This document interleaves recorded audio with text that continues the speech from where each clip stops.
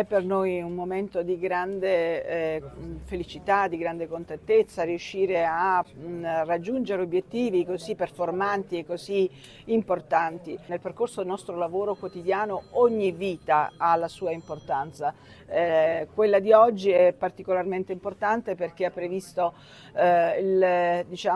l'intervento e l'integrazione delle presenze di istituzioni anche a livello nazionale che ci hanno consentito di poter portare a buon profitto questa attività, ma soprattutto c'è l'iniziativa e c'è la scienza e c'è la conoscenza e c'è la dedizione al proprio lavoro di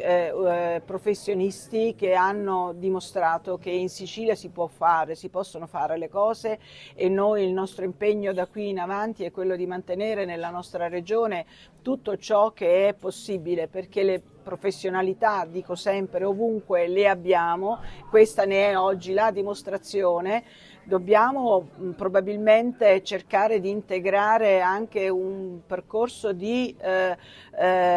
ci veda tutti coinvolti